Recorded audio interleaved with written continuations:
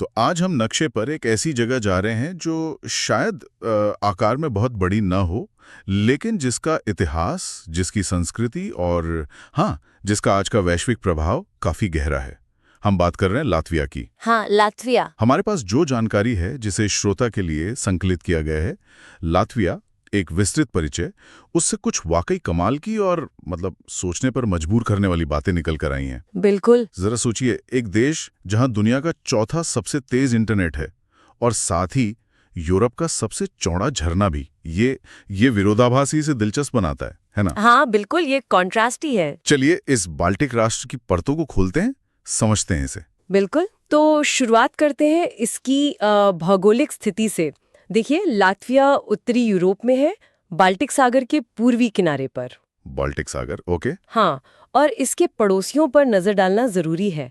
उत्तर में एस्टोनिया है, दक्षिण में लिथुआनिया और पूर्व में इसके दो बड़े पड़ोसी रूस और बेलारूस।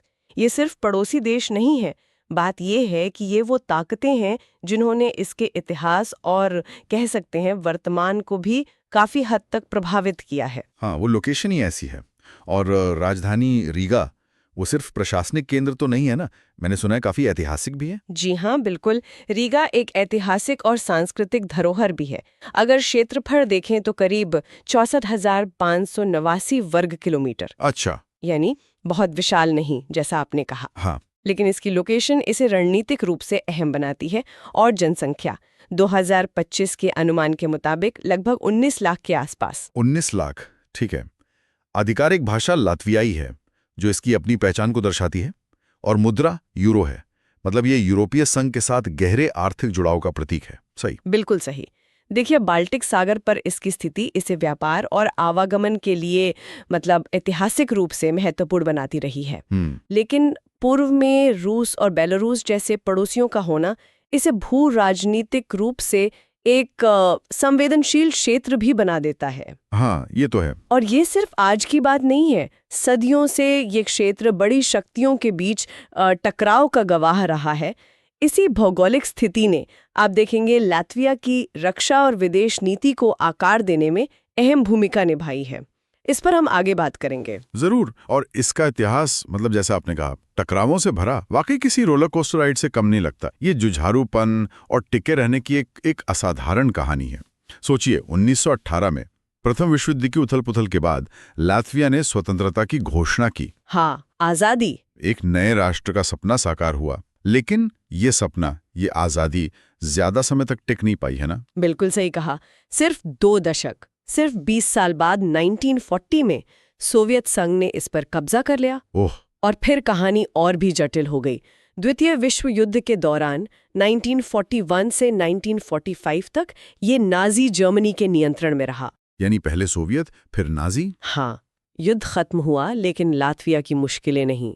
1945 से लेके 1991 तक लगभग आधी सदी ये फिर से सोवियत संघ का हिस्सा बनकर रह गया। आधी सदी, 50 साल, ये एक बहुत लंबा अरसा होता है अपनी राष्ट्रीय पहचान, अपनी भाषा, अपनी संस्कृति को किसी बाहरी दबाव में बचाए रखने के लिए। बहुत लंबा। ये सिर्फ नक्शे पर सीमाओं का बदलना नहीं था, यकीनन ये लोगों की जिंदगी, उनकी आकांक्षाओं पर गहरा असर डाल रहा था। बिल्कुल। लेकिन फिर वो दिन आया, 21 अगस्त 1991, जब लातविया ने अपनी स्वतंत्रता फिर से हासिल की। ये सिर्फ एक राजनीतिक घटना नहीं थी, मुझे लगता है ये एक राष्ट्र की आत्मा की पुनर्स्थापना थी। बिल्कुल। और अगर हम इसे थोड़ा और गहराई से देखें तो ये जो लंबा संघर्ष था और फिर स्वतंत्रता की वापसी, ये लातविया की आज की मानसिकता को समझने की कुंजी है। सोवियत शासन का अनुभव वो कड़वा था और इसने पश्चिमी दुनिया, खासकर यूरोपीय संस्थानों और सुरक्षा संरचनाओं के साथ जुड़ने की एक तीव्र इच्छा पैदा की। 1991 की स्वतंत्रता सिर्फ कैलेंडर की एक तारीख नहीं है, ये उस राष्ट्रीय संकल्प और लचीलेपन का प्रतीक है जिसने उन्हें इतने सालों तक अपनी पहचान बनाए रखने में मदद की। हाँ, वो लचीलापन। आप सोच सकते हैं कि आधी सदी तक अपनी संप्रभुता खोने का समाज पर कितना गहरा मनोवैज्ञानिक प्रभाव पड़ा होगा और क्यों आज़ादी इतनी कीमती है उनके लिए। सही बात है। और इसी आज़ादी को बनाए रखने और मजबूत करने के लिए इसकी राजनीतिक व्यवस्था और अंतर्राष्ट्रीय स्थिति महत्वपूर्ण हो जाती है। बिल्कुल। लातविया एक एकात्मक बहुदलीय गणराज्य है। जैसा कि सूत्रों में बताया गया है, वर्तमान राष्ट्रपति एडगर्स रिंकेविक्स हैं 2023 से, और प्रधानमंत्री एविगा सेलिना है। जी। यहाँ की संसद को साइमा कहते हैं, जिसमें 100 सदस्य होते हैं और ये एक सदनीय विधायिका है। हाँ, और इसकी अंतर्राष्ट्रीय स्थिति पर गौर करना बेहद जरूरी है, खासकर इसके इतिहास के संदर्भ में। जैसा मैंने कहा, सुरक्षा और स्थिरता की तलाश इसके विदेशी संबंधों का केंद्रीय तत्व रही है। बिल्कुल, और इसी तलाश का नतीजा था शायद कि 2004 में लातविया ने एक बड़ा कदम उठाया। हाँ, 2004। एक ही साल में ये 2 प्रमुख पश्चिमी गठबंधनों का सदस्य बना, यूरोपीय संघ EU और नेटो। दोनों एक साथ? हाँ, ये महज संयोग नहीं था लगता है।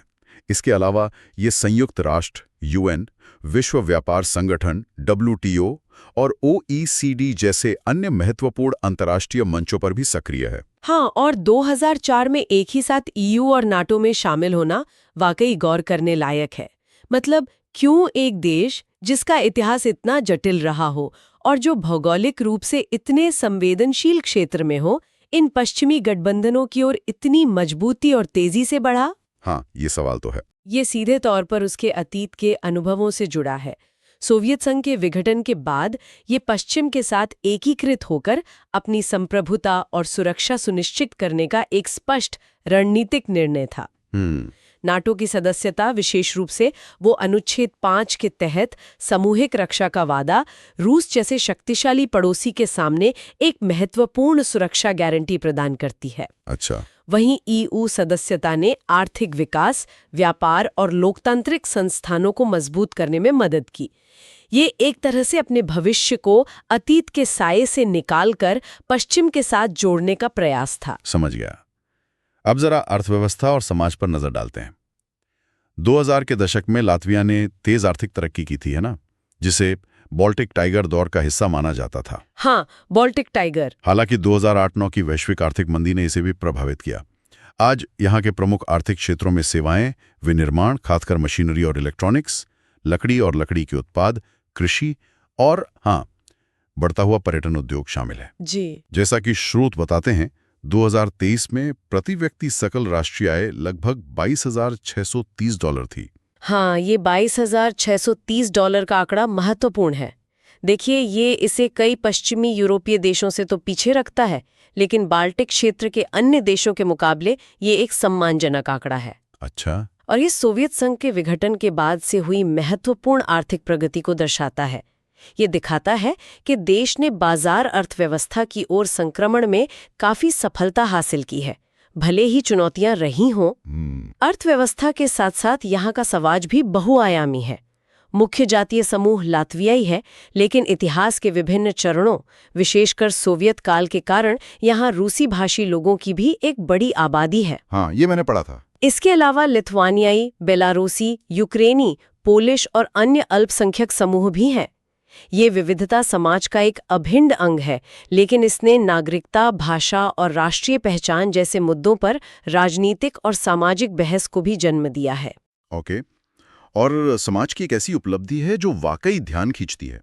यहाँ की साक्षरता दर 100% है। 100%? हाँ, ये अविश्वसनीय लगता है, लेकिन स्रोत यही बताते हैं। ये तो जबरदस्त है। और जीवन प्रत्याशा की बात करें तो 2023 के आंकड़ों के अनुसार पुरुषों के लिए यह औसतन 70.4 वर्ष और महिलाओं के लिए 80.4 वर्ष है, जो विकसित देशों के मानकों के करीब पहुंच रहा है। बिल्कुल। और ये 100% साक्षरता दर सिर्फ शिक्षा के प्रति सरकारी प्रतिबद्धता का प्रमाण नहीं है, बल्कि ये उस मानव पूंजी की नींव है जिसने लातविया को डिजिटल युग में तेजी से आगे बढ़ने में मदद की। हाँ, ये बात भी है। और यूरोप के ज्ञान आधारित नेटवर्क में सहजता से शामिल होने में सक्षम बनाया है। जरा सोचिए, 100% साक्षर आबादी नई तकनीकों को अपनाने, सूचना को समझने और वैश्विक अर्थव्यवस्था में भाग लेने के लिए कितनी तैयार होती है। सही कहा। ये सीधे तौर पर उस तेज इंटरनेट स्पीड से भी जुड़ता है जिसका जिक्र हमने शुरू में किया था। हाँ, चौथा सबसे तेज। बिल्कुल। ये सिर्फ एक आंकड़ा नहीं, ये लातविया की अनुकूलन क्षमता और भविष्य उन्मुख दृष्टिकोण का एक संकेतक है। जहां तक अल्पसंख्यक समूहों का सवाल है, खासकर रूसी भाषी, उनका एकीकरण और सामाजिक सामंजस्य लातविया के लिए एक सतत चुनौती और प्राथमिकता दोनों रहा है। समझ गए। चलिए अब कुछ हल्का फुल्का और रंगीन हो जाए।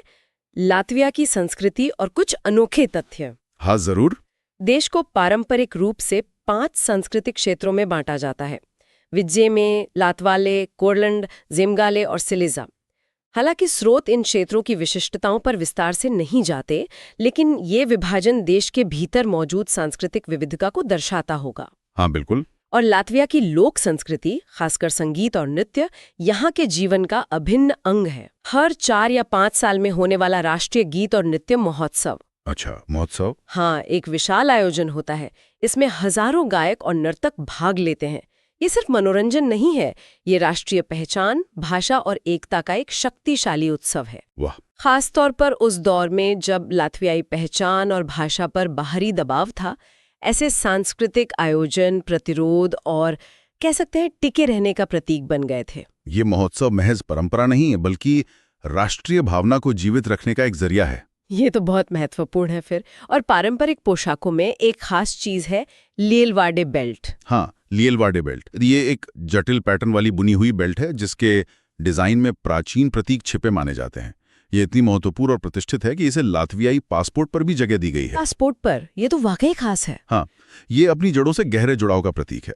वास्तुकला की बात करें तो राजधानी रीगा अपनी शानदार आर्ट नोव्यू इमारतों के लिए दुनिया भर में जानी जाती है। Art nouveau? हाँ, ये 20वीं सदी की शुरुआत की एक कला शैली है जिसमें प्रकृति से प्रेरित डिजाइन, लहरदार रेखाएं और सजावटी तत्वों का खूब इस्तेमाल होता है। रीगा का ऐतिहासिक केंद्र, जिसमें ये इमारतें शामिल हैं, यूनेस्को की विश्व धरोहर सूची में भी शामिल है। आते हुए भी लातविया अपनी सांस्कृतिक विरासत को कितना संजो कर रखता है। गीत और नृत्य महोत्सव, ये बेल्ट और आर्ट नोव्यू वास्तुकला, ये सब मिलकर लातविया की उस पहचान को बनाते हैं जो इतिहास, कला और लोक परंपराओं से गहराई से जुड़ी है। ये उस जुझारूपन का सांस्कृतिक पहलू है जिसकी हमने पहले बात की थी, अपनी विशिष्ट पहचान को बनाए रखने का संकल्प। सही कहा।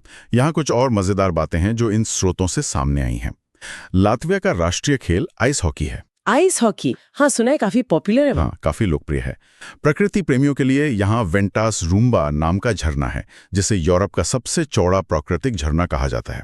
लगभग 249 मीटर चौड़ा। अरे वाह, 249 मीटर। हाँ, और जैसा मैंने शुरू में कहा था, इंटरनेट स्पीड के मामले में ये दुनिया के टॉप देशों में है, चौथा सबसे तेज।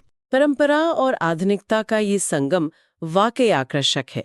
एक तरफ सदियों पुराने गीत नृत्य, पारंपरिक प्रतीक है, तो दूसरी तरफ विश्व स्तरीय डिजिटल इंफ्रास्ट्रक्चर। बिल्कुल। ये दिखाता है कि लातविया अतीत का सम्मान करते हुए भविष्य की तकनीक और अवसरों को अपनाने में भी आगे है। जी। ये संतुलन शायद इसकी सफलता का एक राज भी है। हाँ, हो सकता है। और एक विश्व रिकॉर्ड भी है जो थोड़ा अजीब लग सकता है।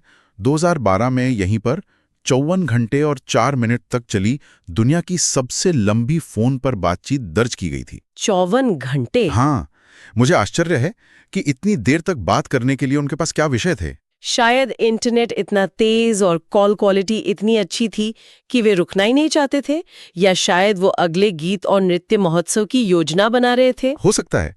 खैर, अब एक गंभीर लेकिन अत्यंत महत्वपूर्ण पहलू पर आते हैं। लातविया की रक्षा और विदेश नीति का रुख, खासकर मौजूदा भू राजनीतिक माहौल में। हाँ, ये जरूरी है। जैसा कि श्रोता द्वारा साझा किए गए स्रोत स्पष्ट रूप से बताते हैं, और हम यहाँ केवल उन तथ्यों को प्रस्तुत कर रहे हैं, लातविया ने रूस को आतंकवाद का राज्य प्रायोजक घोषित किया है।